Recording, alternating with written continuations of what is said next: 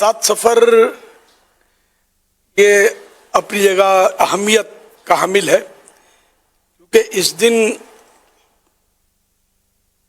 حضرت سیدنا عمار بن یاسر رضی اللہ عنہ، جس کو اعلیٰ حضرت نے السید ابن السید، سردار ابن سردار لکھا ہے، سردار ابن سردار عمار بن یاسر، اور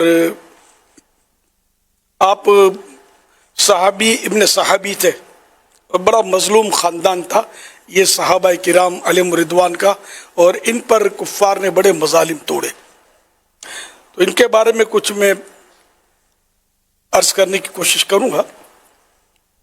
ایک بار حضرت سیدنا عمار بن یاسر رضی اللہ عنہما کہ کچھ لوگ گرد حلقہ بنائے بیٹھے تھے کہ بیماری کا تذکرہ ہوا، تو ایک دیہاتی نے فخریہ انداز میں کہا میں تو کبھی بیمار نہیں ہوا۔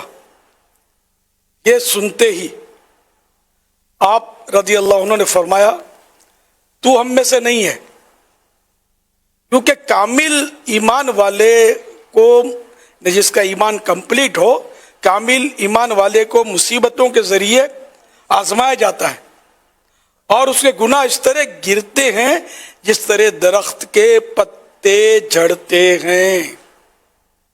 حوالہ شعب الایمان جلد 7 صفحہ 178، حدیث نمبر 9913۔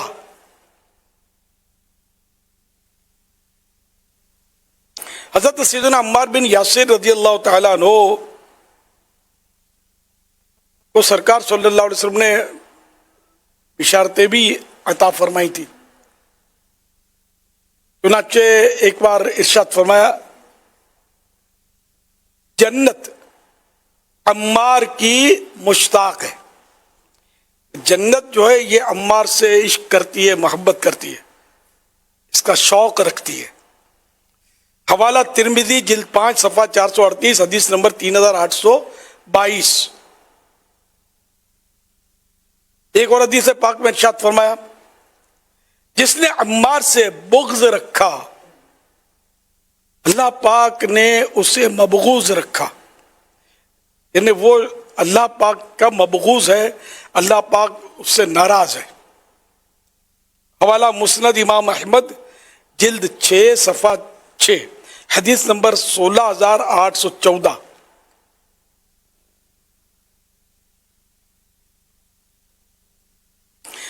ایک بار حضرت سیدنا عمار بن یاسر رضی اللہ عنہما کی شان عظمت نشان کا یوں ذکر فرمایا کتنے ہی ایسے کمبل پوش ہیں، کمبل اوڑے ہوئے لوگ ہیں، سادہ سے ہوتے ہیں جو کمبل پوش ہیں، کہ لوگ جن کی کوئی پرواہ نہیں کرتے، لیکن اگر وہ کسی بات کی قسم کھا لیں تو اللہ پاک ضرور ان کی قسم کو پوری فرما دیتا ہے، اور انہی لوگوں میں عمار بن یاسر کا شمار ہوتا ہے۔ معجم اوسط جلد 4 صفحہ 194، حدیث نمبر 5686۔ ایک بار ارشاد فرمایا اللہ پاک نے عمار کو سر سے لے کر پاؤں تک ایمان سے بھر دیا ہے، عمار کے خون اور گوشت میں ایمان سرایت کر چکا ہے۔ حوالہ تاریخ ابن عساکر جلد 43 صفحہ نمبر 393۔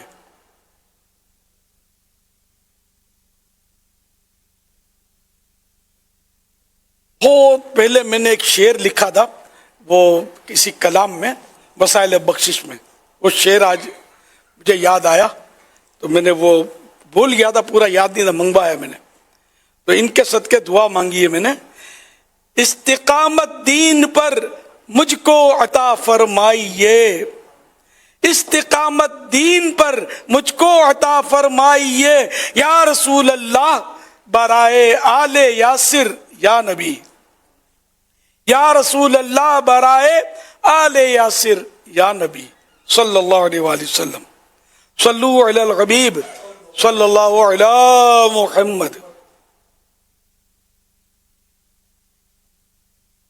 اچھا آج 7 تاریخ حضرت سیدنا یاسر عمار بن یاسر رضی اللہ عنہما کا بھی عرس شریف اور حضرت بہاؤالدین زکریا ملتانی رحمۃ اللہ علیہ اور پیر پٹھان رحمۃ اللہ علیہ، ان دونوں بزرگوں کا بھی 7 تاریخ کو عرس ہوتا ہے، 7 صفر کو. تو یوں 7 صفر جو ہے یہ بڑا ماشاءاللہ مبارک دن ہے، اور اس نے اپنے اندر کیسی کیسی برکتوں کو سمویا ہوا ہے. اللہ اس کی برکت سے، ان بزرگوں کی برکتوں سے، اور خصوصاً صحابی ابن صحابی حضرت عمار رضی اللہ تعالیٰ عنہ کے طفیل ہماری بے حساب مغفرت فرمائے، اور ہمیں ان کے صدقے میں بے حساب جنت میں داخلہ نصیب کر دے. آمین. بجاہ خاتم النبیین صلی اللہ تعالی علیہ وآلہ وسلم. صلو علی الحبیب صلی اللہ علی محمد. تمام عاشقان رسول کو 1500واں جشن ولادت مبارک ہو. صلو علی الحبیب صلی اللہ علی محمد. تمام عاشقان رسول کو 1500واں سالہ جشن ولادت مبارک ہو. ماشاءاللہ. ادھر آ جاؤ، غلط گڑبڑ ہو گئی.